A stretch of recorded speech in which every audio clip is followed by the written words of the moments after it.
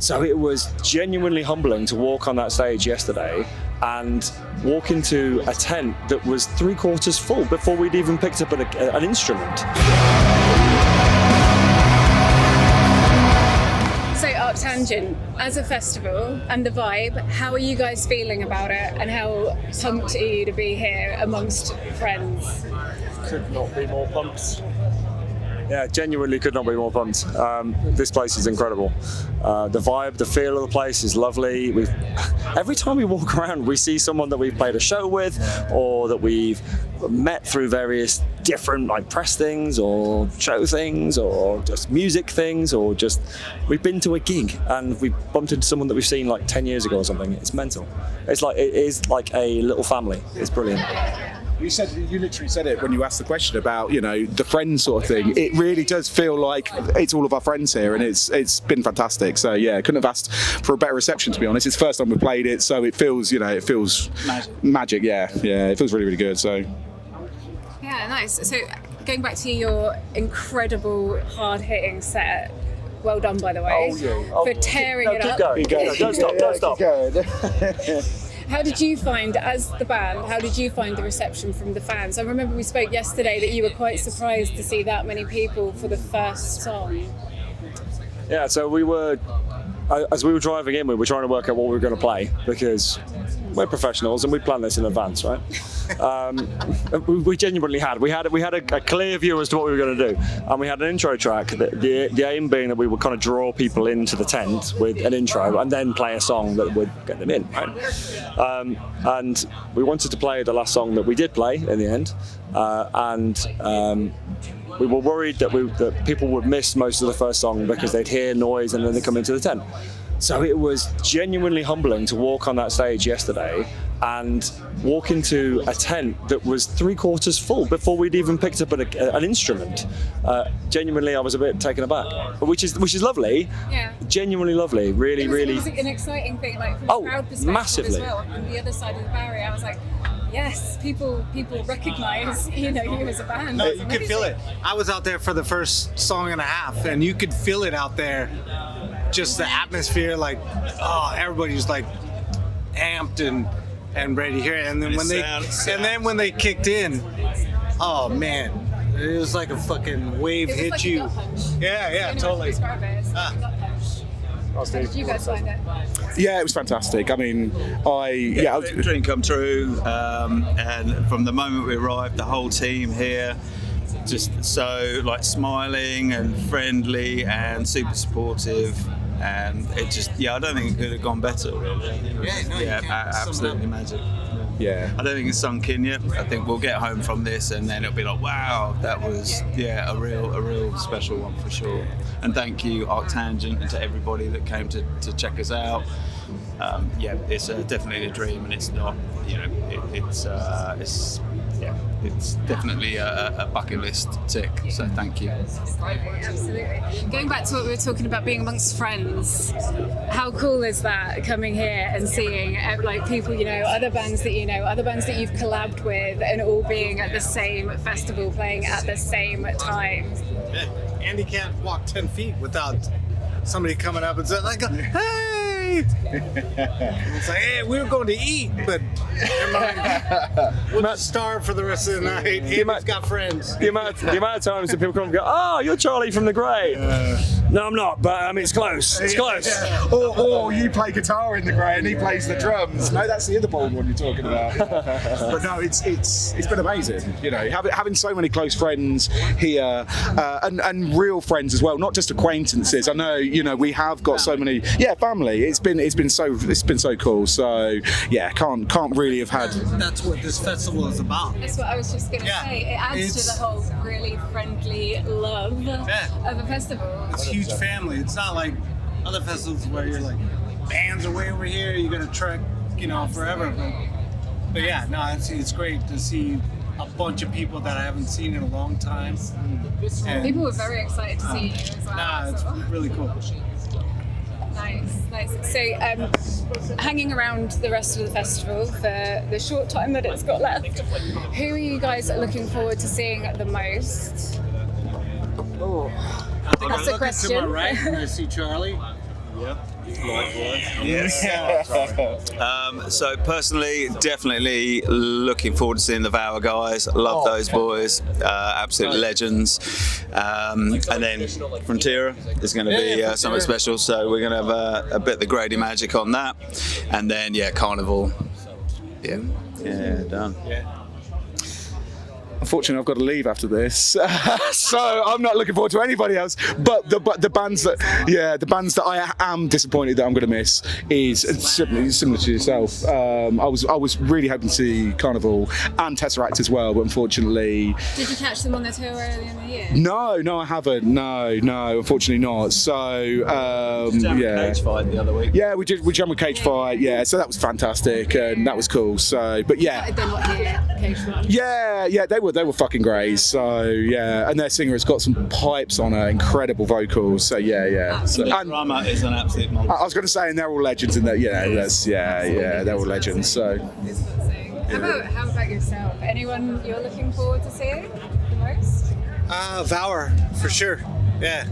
Nice. Digging them. I don't know who the fuck's playing this place. No, Frontier. Yeah, no, I'm looking forward to Frontier. That should be a mind meld. But It's been killer so far. Grady has not been paying attention to Clash Finder, in case you were wondering. I don't have your app. He's just sat there really hot, like, Yeah. am I on? Yeah. I think it's like everybody playing, like the lineup is absolutely stacked. Just looking forward to seeing bands. Yeah. That's what this is all about. Is checking out bands. It's so early. I mean, you've got the guys in a Every different year. engine over there that unfortunately not going to be able to see because we need to head off. You know, there's so many bands. There's loads of shit. So. Nice.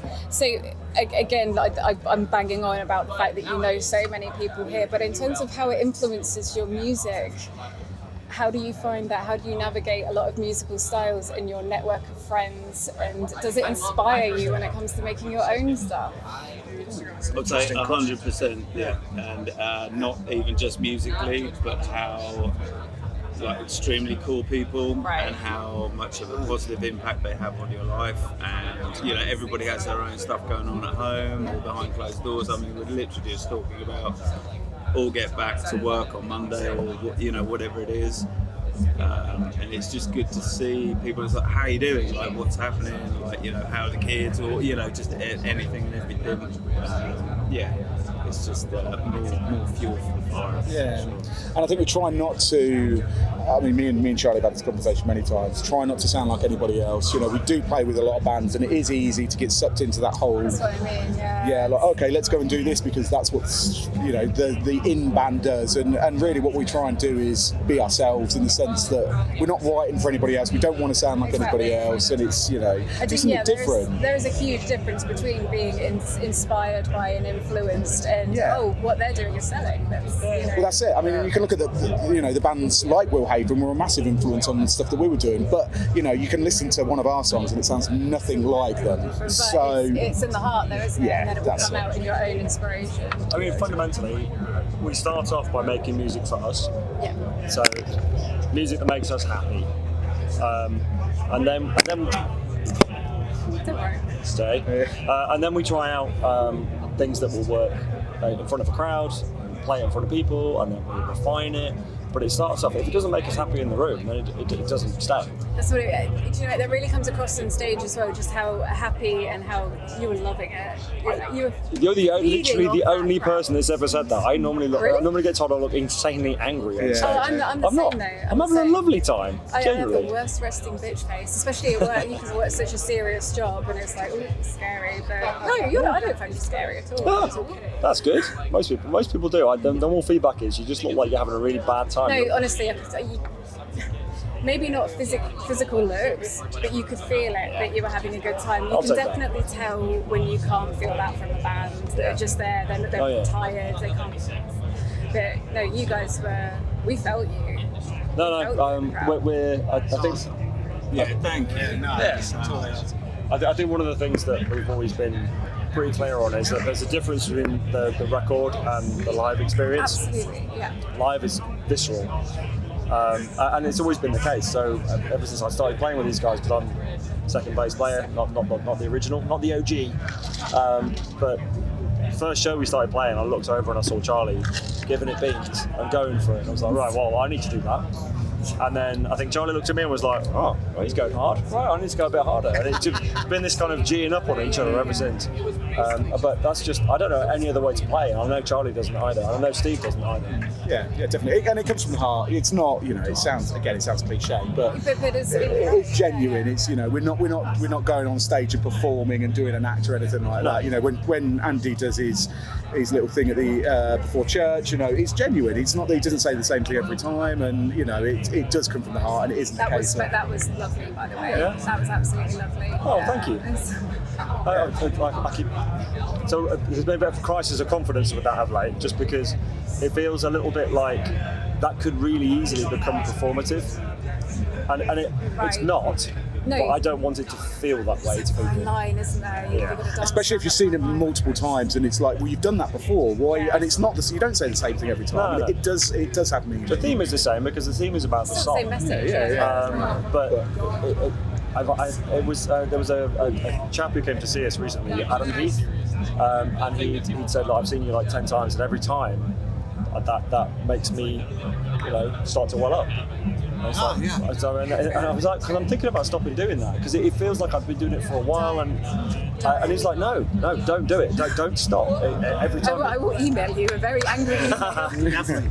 You gotta keep it, because we played Blondies the other day, and I was standing out waiting, because I'd kick in on the back end of church, and listening to Andy talk, I was tearing up. I was like, well, trying to like mask it and all, but it generally hits you in your heart, and no, because you're talking to.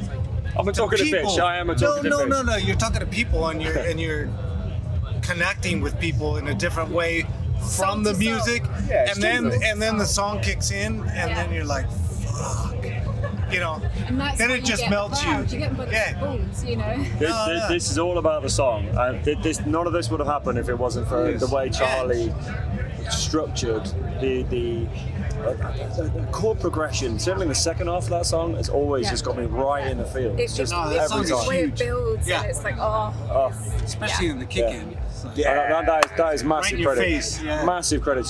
Just to be fair, I will say this: the set we played ArcTanGent earlier on yesterday, Steve held the pose. So there's like a start section with like an intro, and then there's a hold before the first riff really kicks. Steve held it slightly longer than usual, and then just this glorious little quiet feedback. It was 30 seconds. I counted to 30, and I thought 30 seconds is a good length to hold it. So it was, whether it was 30 seconds or 2 minutes, I don't know. It was. I was feeling it.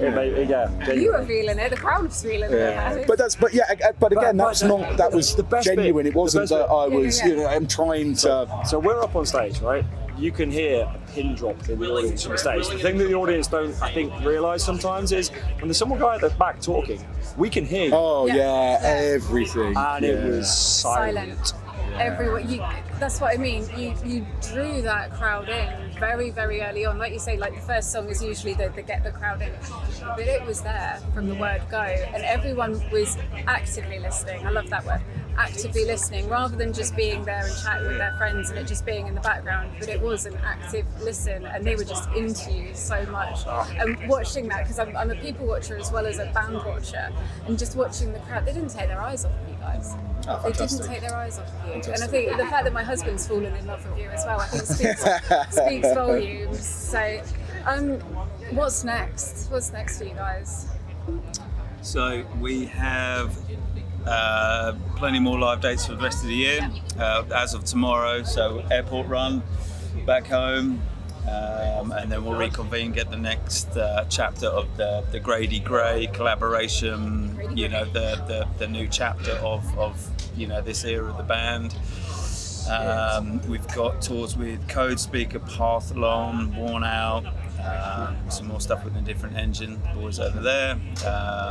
We're playing till the rest, for the rest of the year, and then the new year will be the next chapter, but with more exciting music and live dates coming up for sure. But for right now, I don't think anybody's actually thinking about anything more than like this is literally a dream come true, and yeah, it just I have to ask the question because I'm personally interested as well. You know, like, thank you, and just the fact that you dig the set so much, and you know, because we felt a certain way about it.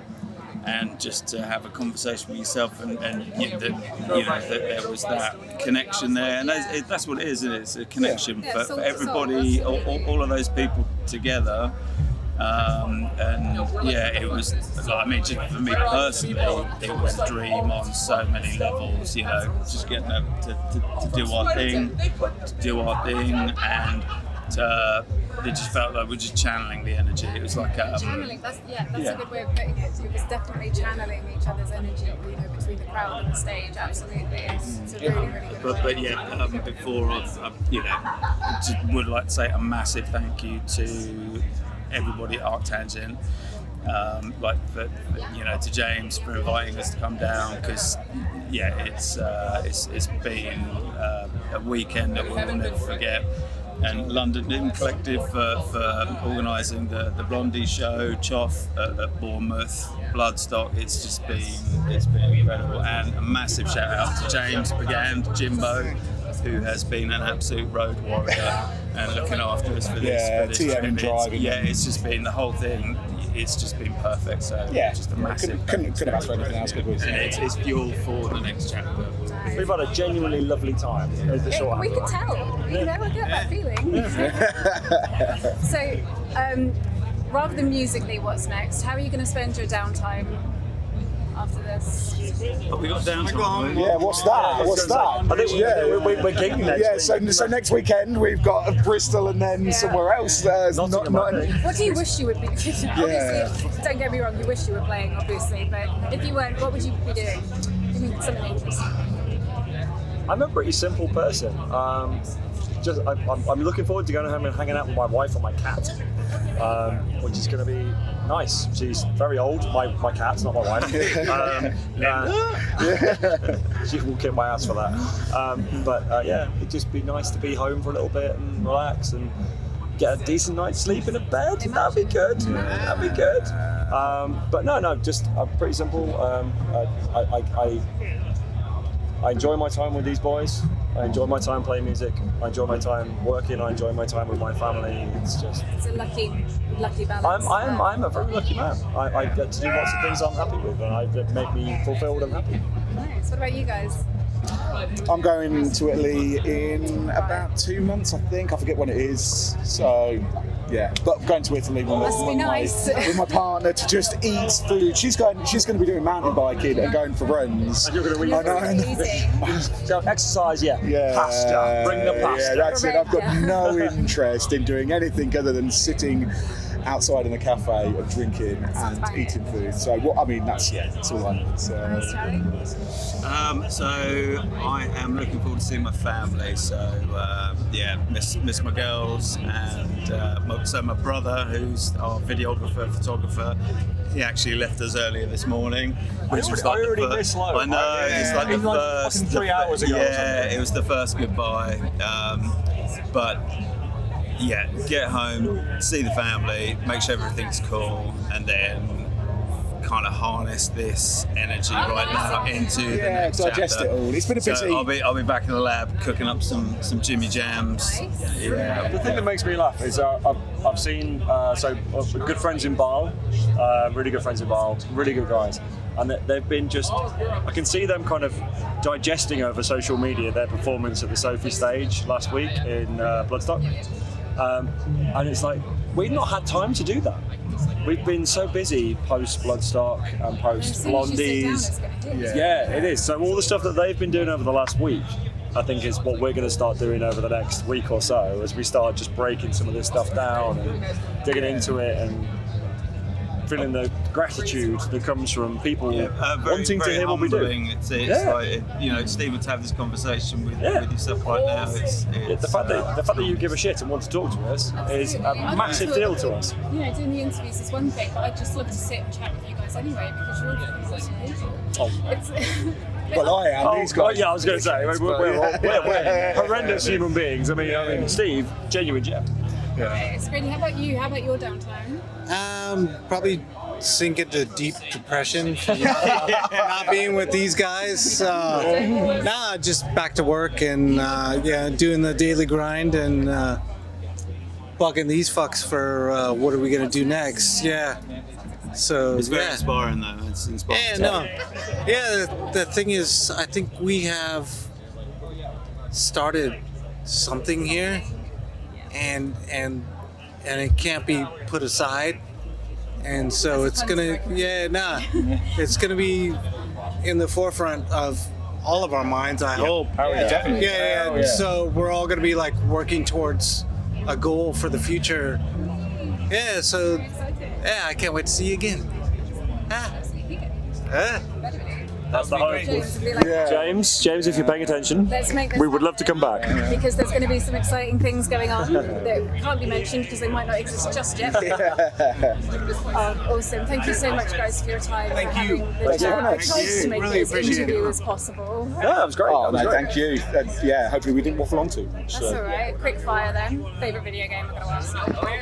I said the first one that came into my head was Cooler World, which is a PS1 game. With the ball. Fuck yes. Yes. Yeah. So The music slaps. awesome game. So there you go. I'm gonna stick by that because I couldn't. Do you know how many people have no idea? Like, I mention it and they're like, fucking Cooler what? I have it on. I bought a rental version of it because you couldn't even buy it in shops when it know. came I out. know, So I had 'cause to we Get it from Amazon.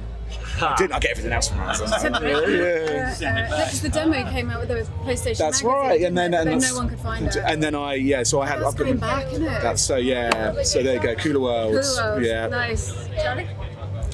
Tetris. Charlie is not a gamer. A baller. Hate video games. What did you say? What's your favourite game? Right, so I got asked a couple of questions on the last interview, which was mostly about video games, and I went on a very long rant about Treasure Island Dizzy. Okay. I thought you were going to say Welcome to Monkey Island or Return to Monkey Island. No, don't get me started. Both those pissed me off horrendously. They follow no logical train of thought. It really irritated me. I'm a very logical and structured person. And I mean, it's a point in put time. this random object with this random object to make this random object. It's like, oh god damn it, it frustrated me. Anyway, so the last game that I really genuinely enjoyed is probably one of the Borderlands games. I don't know why. I quite like shooting stuff, preferably in the face for preference.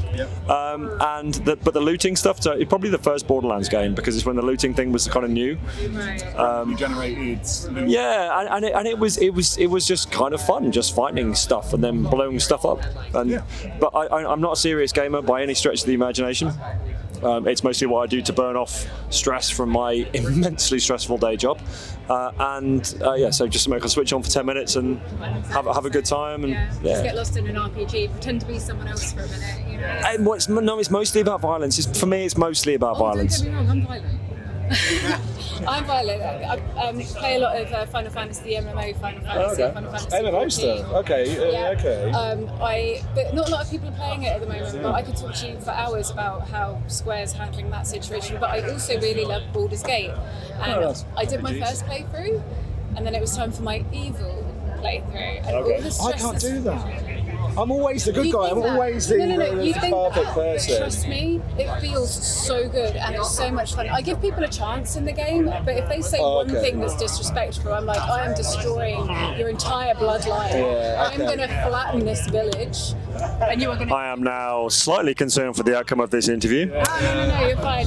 But yeah, it's that whole escapism, isn't it? I just want to be someone else. I mean, my game characters have issues as well, obviously, because everything's always my problem in a game. But yeah, that escapism. Yeah. Thank you. Well, it's true. Thank you, guys. What form of escapism? 100%. So it's music.